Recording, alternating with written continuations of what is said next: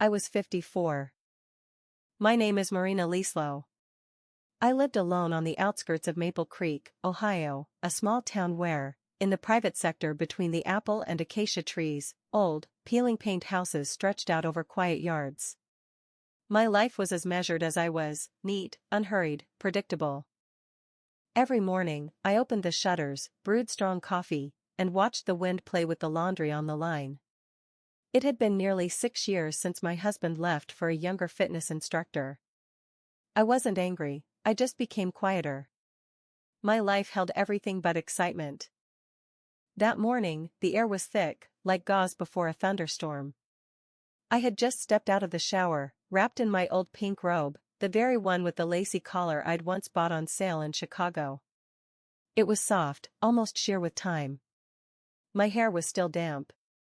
Barefoot on the cool kitchen tile, I was slowly sipping my first cup of coffee when I heard a hesitant knock, tap tap tap, 3 soft raps on the door. I frowned. No one ever just dropped by. I tightened the belt of my robe and walked to the narrow side window next to the door. Standing outside was a tall, slender young man, a neatly clipped brunette with a familiar face. It was Liam, the son of the new neighbors who had moved in across the street just a couple of months ago. His parents spoke with a noticeable accent, perhaps from the deep south. "Good morning, Marina," he smiled, a little sheepishly. "I'm sorry to bother you. I accidentally locked myself out, and my key is inside. My parents are away at the cabin." I froze. My legs were bare up to my knees, the robe clung to my body, but he wasn't staring. He wasn't acting crude. His gaze was polite, restrained. "Well, come in, but try not to look lower than my chin," I quipped, opening the door. He laughed quietly, boyishly, and stepped inside. In the kitchen, I poured him a mug of coffee, the one with the chipped rim. It was strange how sometimes you want to be hospitable precisely when you least expect company. "I'm studying architecture in Austin, Texas," he explained, leaning his elbows on the table. "But I spend the summer with my parents. It's quiet here, I can draft in peace." We talked for a long time about travel, the heat, and the habits of city life. He had a gentle voice, and he wasn't afraid of silence. And then, in one of those lulls, with only the old kitchen timer ticking, he looked at me. "You are very beautiful, Marina." I felt like I had stumbled. Not from the words, no, but from the calm way he said them. There was no flirtation, no game. Just the truth, spoken like a breath. I smiled uncertainly. "You're so young." He shook his head. "You're the first woman I've looked at as a person, not as an aunt or someone's mom." My fingers trembled, and I almost instinctively rested my palm on his arm. The touch was fleeting, hesitant, like a pulse under the skin. But he didn't pull away, and I wasn't afraid. "I don't know what this is, Liam," I whispered. "But it's not scary." He nodded, his eyes lowered, but his fingers still close to mine. The hour flew by. No kisses, no innuendo, just conversation and rare silences that held everything. He left, and at the threshold, he said, "Thank you for seeing me." The next day, I took longer choosing a dress. Not for him, no. For myself. A subtle, peach-colored gloss appeared on my lips, and a soft blush on my cheeks. I felt like a woman again, not a shadow. And then came Saturday evening. The following day, I woke up early. The sun was already warm, and amber light streamed through the translucent bedroom curtains. Lying on my side, I didn't open my eyes immediately. My chest had a strange ache. Not painful, but vivid. It felt like everything inside was blossoming, like lilac in May. I put on a light, creamy cotton dress with a small cornflower pattern. It accentuated my waist and slipped slightly off my shoulders, yet remained modest. I gathered my hair into a casual bun, and around my neck, I wore a thin chain with an amber teardrop pendant I had once bought for myself. Not for anyone else, but because I wanted it. Around noon, when the heat spread through the streets like honey, I went out to the front yard to water the flowers. My roses, petunias, geraniums in pots, and jasmine on the fence, everything was fragrant, as if anticipating someone. I was standing barefoot on the warm tile when I heard footsteps. "Good afternoon," I heard a familiar voice. It was Liam. He stood on the other side of the gate, dressed simply, a white t-shirt, jeans, sneakers. In his hands was a bouquet of daisies and a couple of purple irises. Awkward, boyish. "These are for you," he said, looking down. "Just for yesterday." I opened the gate. Our fingers brushed when he handed over the bouquet. His skin was warm, and I imagined even the flower stems were trembling with tension. "Come in. Would you like some punch?" I asked, trying not to show how my stomach tightened at the sight of him. He nodded, and we walked to the veranda. I brought out chilled cherry punch and set down 2 glasses. We sat in silence, only the wind stirring the curtain. "You look beautiful when you're barefoot," he said suddenly. I scoffed. "Is that from the 'mom's friend looks young' category?" "No." He leaned closer but did not touch. "That's from the 'I think about you more than I should' category." In that moment, I didn't know what to say. Everything within me, my age, my experience, my upbringing, should have screamed stop. But another part, soft, vulnerable, and forgotten, wanted him to continue. "You know," I leaned slightly forward, "I haven't had attention in a long time, but this is too unexpected." He watched me intently. "I don't want to play games. I just want to be near you. Even if it's just for a little while." I touched his wrist. He didn't move, he just sat there, as if afraid of destroying something important. I stood up and went into the house. He remained seated. A minute later, I returned in a different dress. A fitted black dress with a high neckline and a button closure at the back. A silver cameo brooch on my chest. Everything was strict, almost ascetic. But I knew how it hugged my hips. And he understood. I sat down opposite him.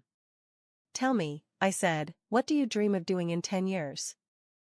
He spoke of houses that wouldn't crumble, of cities where one would want to wake up, and of a woman who could drink coffee with him in the morning. And I listened. His lips were dry, his voice trembling. At one point, his knee grazed mine, a fleeting, casual touch, but the warmth of it lingered on my skin. When he left, I closed the gate and stood for a long time, leaning my forehead against the cool wooden plank. My hand still remembered the feel of his palm. The next day was muggy, as if the sky had covered the town with a cotton blanket. The house was quiet. I could hear a distant dog barking and the clothesline creaking in the wind. I decided to tidy up the old dresser in my late father's room. It held old perfumes, postcards from resorts, and several velvet boxes with buttons and silk ribbons. I stumbled upon a silk blouse the color of dark indigo, with a stand-up collar and lace cuffs. I held it against myself. The fabric was cool, but a warmth ignited inside me. I hadn't worn it in 10 years. I decided to put it on today. With the blouse, I chose a strict, dark pencil skirt, just below the knees, and black leather ballet flats with a matte buckle. I let my hair down. Let the wind tousle it. Let someone see a woman in me, not just a neighbor from Cherry Street. I was heading to the store for groceries when I heard, "That color suits you. You look like an actress from a black and white movie today." It was Liam. He was standing by the ice cream stand with 2 cones. He handed one to me. "Cherry and chocolate. Did I guess right?" I nodded, though I didn't recall telling him my favorite flavor. We sat on a bench under a sprawling linden tree next to the old, peeling facade of the drugstore. He talked about his childhood, his fear of the dark, and his grandmother who cured colds with warm milk and honey. I realized I was no longer analyzing, I was simply listening, simply near him. "I have a question for you," he said, looking straight at me. "Why do you live as if you don't exist?" I paused. "What do you mean?" "You do everything correctly. Everything is clean, neat, error-free. But you aren't living. You're existing. quietly, as if you're afraid to wake someone up. I slowly licked the melting ice cream from my fingers and laughed. Are you lecturing your neighbor who's twice your age? I'm talking to a woman I want to touch because she is real, even when she's silent. I stood up. He did too.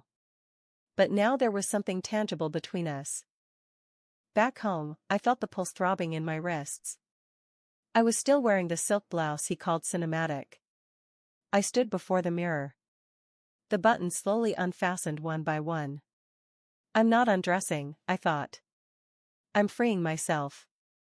I slept poorly that night.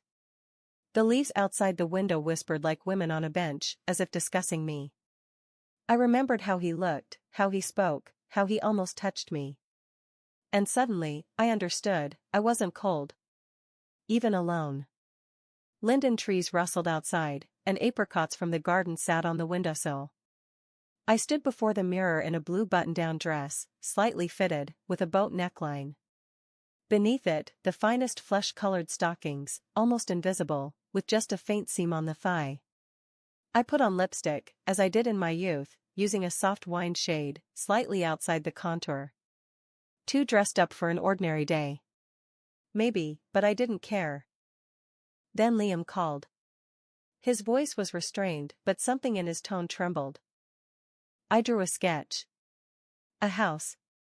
Do you want to see it? Come over. Just a warning, I have a pie in the oven. You risk staying for tea. That was my secret plan. He arrived with a folder and a bottle of cheap white wine. It was a hot evening. I took off my heels and walked around the house barefoot, and he just kept watching me. You're not an architect, I said, looking at one of the sheets. You're a storyteller. Only instead of words, there are lines and windows. He moved closer. His hand passed along the back of my chair without touching. Only the air trembled. Goosebumps ran from my neck to my shoulder blades. May I? He asked, and touched my cheek. His palm was warm, his fingers precise, like a sculptor's. Don't rush, I whispered. This is dangerous. I'm not rushing. I'm living, he replied. I stood up to hide the tremor in my knees and went for the pie. He followed me into the kitchen. The space became cramped, as if the walls were listening. I put the pan on the table, and he stood behind me. He didn't touch me, but I felt his breath. It was closer than any words. Do you ever look at someone and just want to stand near them, even if nothing happens? He asked quietly. Now, I replied. I turned to face him. Our foreheads almost touched. His gaze wasn't boyish. There was something in it that made me want to either step back or drown. At that moment, the doorbell rang. We sprang apart, as if caught doing something shameful. It was his mother at the door with a basket of zucchini and mint. She laughed. Sorry to drop by unannounced. I hope to catch you home. Liam hastily grabbed his folder and left with her, without even a goodbye glance. I stood, pressing my hands to my chest, and felt the air in the room trembling. I was alone again, and only his drawing remained on the table, the facade of a house with large windows, and beneath it, in small letters, he had signed. A place where her sun shines. A week passed. Rain poured down on Maple Creek suddenly, as if the heavens were tired of holding back. I sat by the window in a long, honey-colored wool cardigan. Underneath, a black slip with thin straps that I had kept for many years, a memory of the woman I had almost forgotten. My legs were covered with a blanket, and my hair was gathered into a loose knot from which one stubborn strand kept escaping. The house smelled of books, cinnamon, and silence. He didn't appear. Didn't write. Didn't call. I had almost convinced myself that this was how it should have been, that it was fleeting. But my heart refused to obey reason. In the evening, closer to 9, someone knocked at the door. I didn't rush. I stood up, as if I knew who it was. But it wasn't him standing on the porch. It was his mother. Marina, I'm sorry, may I talk to you? I nodded, invited her to the kitchen, and put on the kettle. She was silent for a long time, fiddling with the fringe of the napkin. He left, she finally said. Suddenly. They took him for an emergency internship in San Francisco. He barely packed his things. I sat down. Something inside me emptied. And he didn't say goodbye. He was afraid. He said, if I see her, I won't leave. And if I don't leave, it will be unfair. I swallowed. I wanted to say something sharp, angry, but I just whispered, he's not a child. No, she replied. He is a man, and he fell in love for the first time. I saw it. She stood up, took a thin white envelope from her purse. He asked me to give you this. I was left alone, standing by the kitchen table.